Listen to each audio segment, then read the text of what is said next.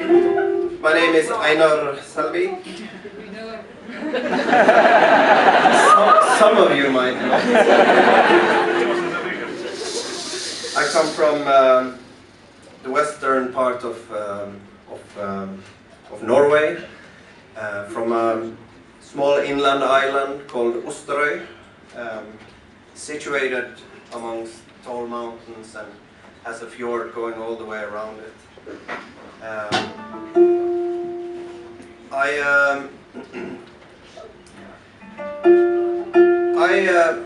What I do, most of you probably know what I do, but I'm going to tell it again. I make, there is a feed going on, Mr. Sound Guy. So if you can fix that, it would be awesome. What I do is make new music using old thoughts, tools and ideas, mostly through the musical project Vardruna. And for me, it's a lot of people say, "Oh, you make Viking music and blah blah blah." But for me, first of all, I don't try to do either. For several reasons. Believe it or not, I actually don't think... I like history, but to be totally honest, Viking history is actually not what I find most interesting. I think the Viking period is... it represents a period where it actually started to go downhill, where people started to forget the old ways, when things... it was a migration period in many ways. A lot of fighting over power and stuff like that, which ultimately led us into to becoming a Christian country as well. But it started way before that. But if you look further back in time, there are tons of really beautiful things that, in my opinion, I think are important to remember today. We need them today. We need them perhaps even more than they needed them. And it's not... So what I mean is, my point is that Vardruna, and what I do is, it's not about any romantic idea that, ooh, everything was so much better back in the days, because I don't think they were. I think that's a very romantic view of the past. Some things were definitely better. And those things is what I want to sing about, make new songs about. Even the song culture itself is something that is in many ways lost. I think in all of Europe, more or less.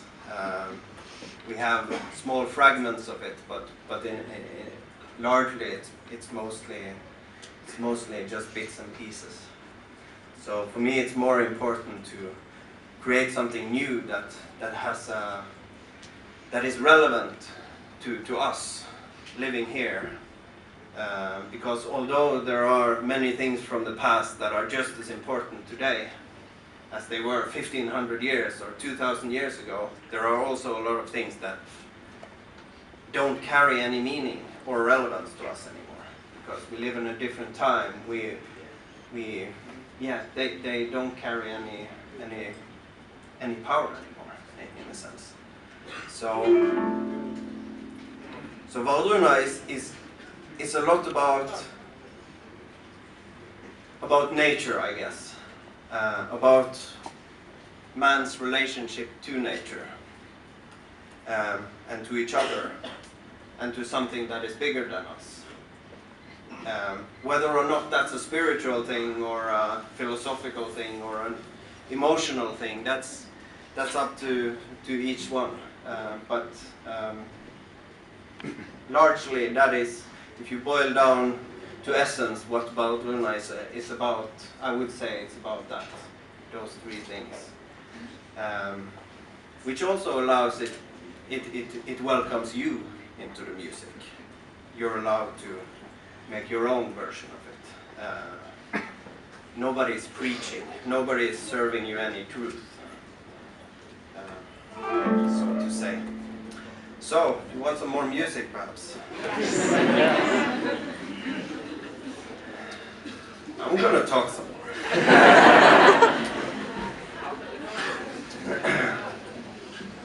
Yeah, I'm gonna try out the Polish patience. See if you have some patience. 500 people in a room. See how long you can be quiet. Pay attention. Yeah, we'll see.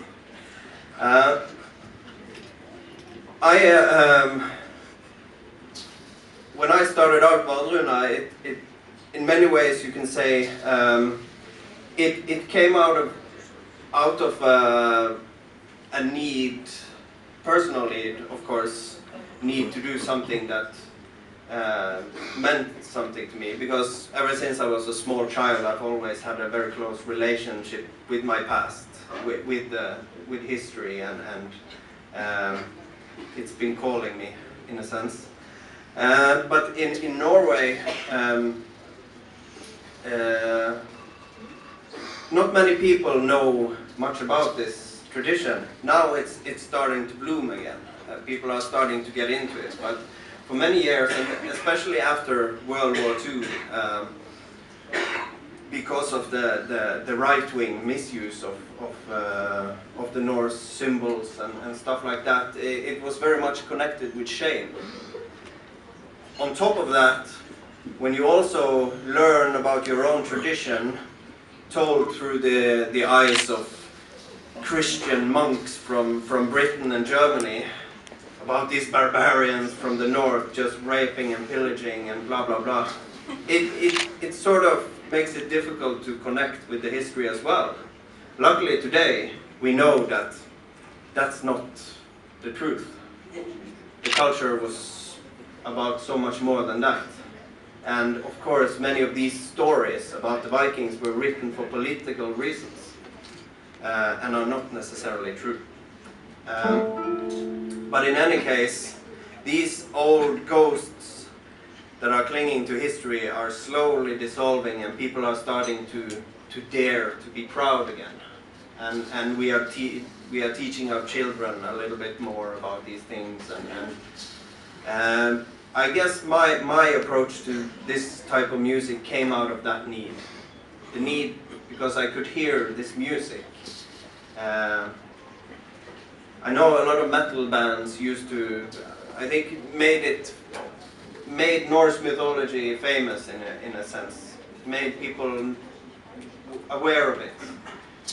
But I was missing that somebody would take these things and interpret them using relevant instruments and sounds and words, rather than just doubling with them.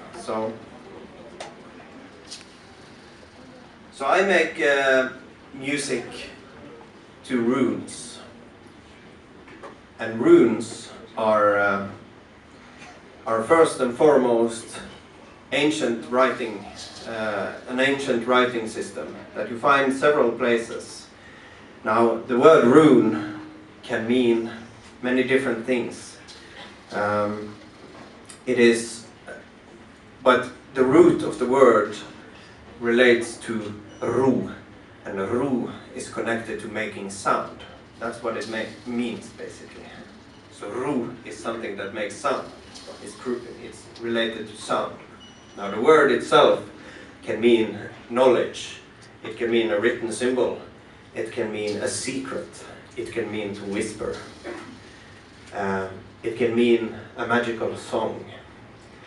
And each of the runes also have these small riddles connected to them, which indicates that they have a deeper meaning.